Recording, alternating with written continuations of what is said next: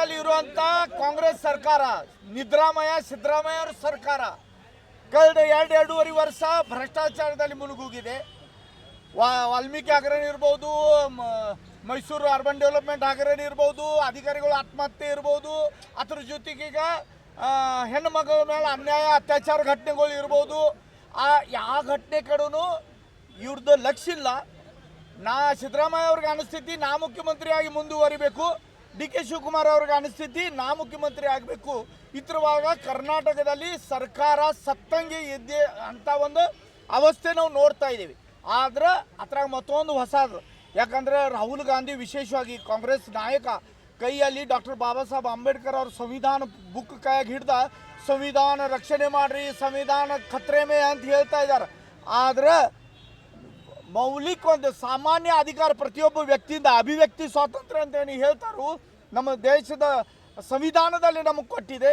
ಮಾತಾಡುವಂಥ ಅಧಿಕಾರ, ಟೀಕೆ ಮಾಡುವಂಥ ಅಧಿಕಾರ, ಕೆಟ್ಟ ಒಳ್ಳೆಯದ ಬಗ್ಗೆ ಜನರ ಮಟ್ಟ ವಿಷಯ ತಲುಪಿಸುವಂಥ ಅಧಿಕಾರ, ಆ ಅಧಿಕಾರ ಕೂಡ ಕಸ್ಕೊಳ್ಳುವಂಥ ಕೆಲಸ ಒಂದು ಹೊಸ ವಿಧೇಯಕ ಮುಖಾಂತರ ಮಾಡುವಂಥ ಷಡ್ಯಂತ್ರ ಈ ಸಿದ್ದರಾಮಯ್ಯ ಸರ್ಕಾರ ಮಾಡ್ತಾ ಇದೆ. ಒಂದು ಹೊಸ ವಿಧೇಯಕ ತಂದಿದ್ದಾರೆ, ಅದು ಪಾಸು ಮಾಡಿದ್ದಾರೆ.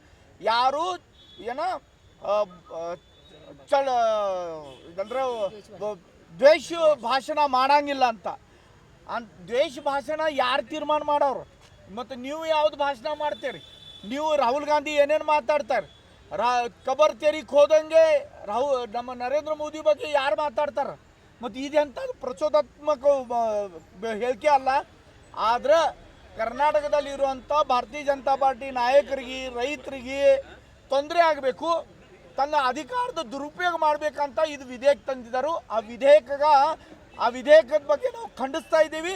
ಆ ವಿಧೇಯಕ ಹಿಂತಕ್ಕೋಬೇಕಂತ ನಮ್ಮ ಭಾರತೀಯ ಜನತಾ ಪಾರ್ಟಿದು ಬೇಡಿಕೆ. ಯಾಕಂದರೆ ಈ ಥರ ದುರುಪಯೋಗ ಆಗುವಂಥ ಸಾಧ್ಯತೆ ಇದೆ. ಯಾಕಂದರೆ ಈಗ ನೋಡ್ತಾ ಇದ್ದೀವಿ ನಾವು, ಬೆಳಗಾವಿಯಲ್ಲಿ ಸೆಷನ್ ನಡೆಯೋದಕ್ಕೆ ಒಂದು ಸಣ್ಣ ಹುಡುಗಿ ಮೇಲೆ ಆಗಿದ್ದ ಅತ್ಯಾಚಾರ ಮುಚ್ಚಾಕುವಂಥ ಕೆಲಸ ಇಲ್ಲಿರುವಂಥ ಸಚಿವರು ಮಾಡಿದ್ದಾರೆ. ಏನು ಮತ್ತು ತಹಸೀಲ್ದಾರ್ ಆಫೀಸಲ್ಲಿ ಆಗಿದ್ದಂಥ ಆತ್ಮಹತ್ಯೆ ಮುಚ್ಚಾಕುವಂಥ ಕೆಲಸ ಸಚಿವರು ಮಾಡಿದ್ದಾರೆ. ಒಬ್ಬ ದಲಿತ ಕಾರ್ಯಕರ್ತರಾಗ ಬಡದಾಟ ಆಗಿದ್ದ ಕೆಲಸ ಘಟನೆ ಮುಚ್ಚಾಕುವಂಥ ಕೆಲಸ ಇಲ್ಲಿರುವಂಥ ಸಚಿವರು ಮಾಡಿದ್ದಾರೆ. ಮುಂದೆ ಈಗ ತಿಳ್ಕೂರು ನಾನು ಮಾತಾಡ್ತಿದ್ದೇನೆ, ನಾಳೆ ನನ್ನ ಮೇಲೆ ಒಂದು ಕೇಸ್ ಹಾಕವ್ರು, ಅದ್ರಾಗ ಏನಾದ್ರು ಕೆಟ್ಟ ಹುಡುಕ್ಯಾಡಿ ಅಂದ್ರೆ ಸಂವಿಧಾನ ಈಗ ಮೊದಲು 1975 ಇಂದಿರಾ ಗಾಂಧಿ ಸಂವಿಧಾನದ ಹತ್ಯೆ ಮಾಡಿದ್ರು, ಕರಾಳ ದಿನಾಚರಣೆ ತಂದ. ಈಗ ಕರಾಳ ಇದು ಎಮರ್ಜೆನ್ಸಿ ತಂದ. ಸಂವಿಧಾನ ಹತ್ಯೆ ಮಾಡುವಂಥ ಕೆಲಸ ಇಂದಿರಾ ಗಾಂಧಿ ಅವರು ಮಾಡಿದ್ರು. ಈಗ ಸಿದ್ದರಾಮಯ್ಯ ಅವರು ಮಾಡ್ತಾ ಇದ್ದಾರೆ. ಕರ್ನಾಟಕದಲ್ಲಿ ಸಂವಿಧಾನದ ಹತ್ಯೆ ಮಾಡ್ತಾ ಇದ್ದಾರೆ.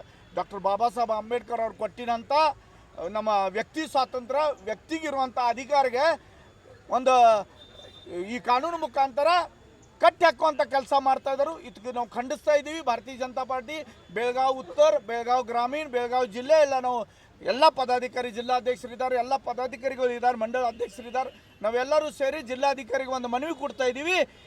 ವಿಧೇಯಕ ಹಿಂದೆ ತಗೋಬೇಕು, ಇದು ಕಾನೂನು ರದ್ದು ಮಾಡಬೇಕು, ಇಲ್ಲರ ಇದಕ್ಕಿಂತ ಉಗುರು ಹೋರಾಟ ಬರುವಂಥ ದಿನದಲ್ಲಿ ಭಾರತೀಯ ಜನತಾ ಪಾರ್ಟಿ ಕೈಯಲ್ಲಿ ತಗೋತಾ ಇದೆ.